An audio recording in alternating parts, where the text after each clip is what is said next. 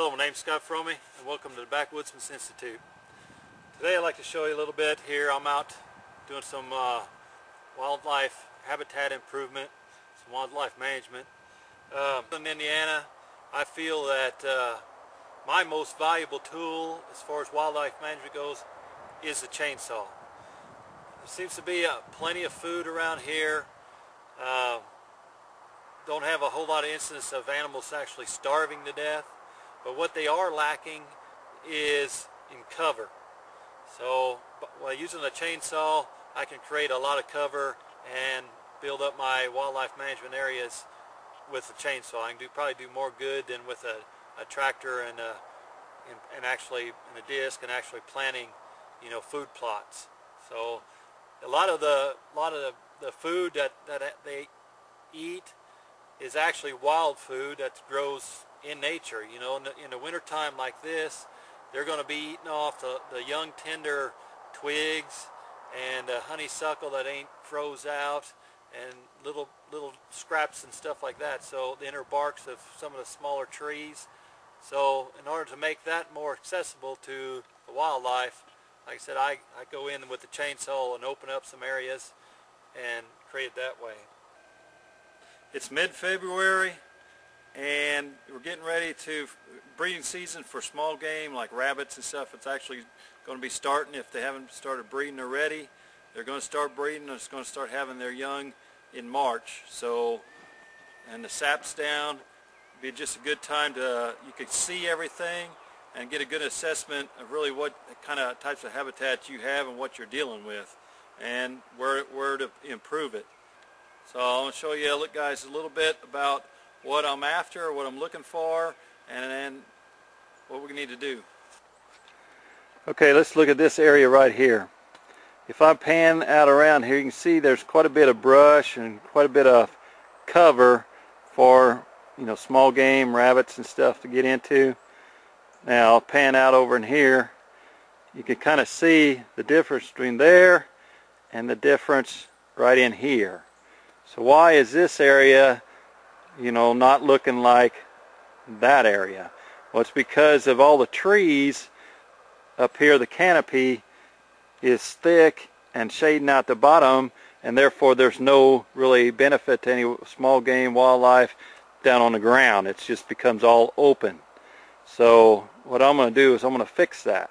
I'm going to start trimming down and cutting some of this the canopies, the saplings, and trying to open up that canopy and let sunlight hit the ground. And once sunlight hits the ground, there's all kinds of bramble and honeysuckle and stuff like that that's going to take over once the sunlight gets to it.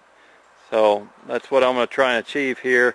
This here is what I worked on like several years ago to open it up, and since then a lot of the saplings had come up through there and are starting to shade it out again. So every so many years I go through a lot of my areas and work on them. I'm trying to improve different areas at a time. So this here area is going to take a lot of work to it, but I'll pan out here and I'll show you what it's going to look like now, and then maybe when I get done with it, what it looks like.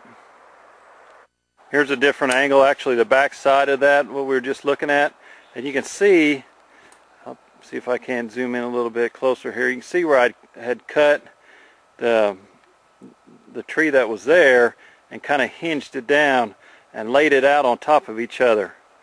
But I didn't kill it all the way. I just kind of cut it halfway through and let it fold over onto other trees, and then they continued to grow, and that's why you got a lot of these saplings and other ones that are starting to get in there. So like I said, I'm going to try and get in there and see if I can't open that canopy back up again.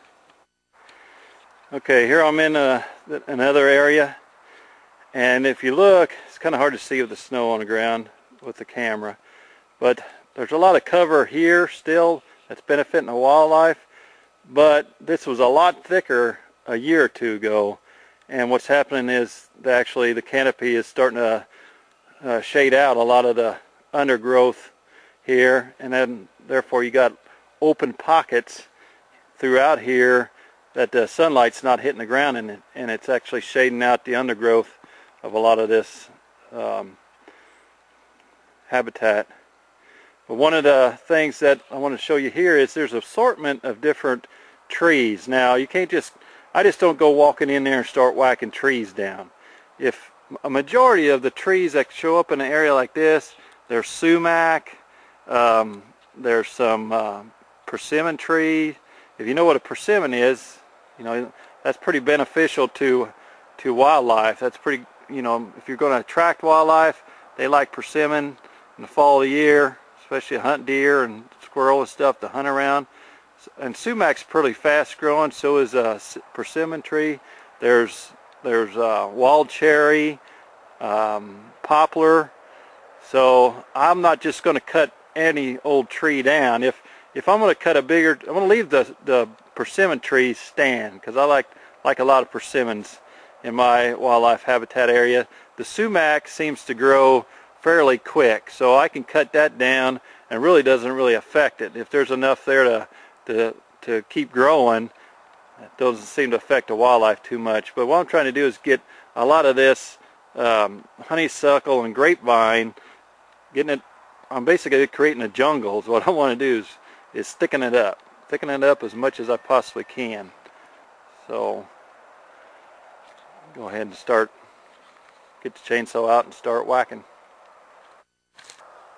Okay, what I got here is a pretty good sized soft maple tree, and the canopy is fairly large and it's shading out a pretty good area. So instead of just cutting it down and letting it fall on a brush pile, I got plenty of brush pile behind me. You can see what I like to do is girdle it and actually kill a tree, and you're creating what they call a snag. And a snag is just a dead tree. Now that dead tree can provide a lot more places for, like, maybe eventually after woodpeckers get to it and fungus that starts eating out the heart of the tree, it becomes a den tree.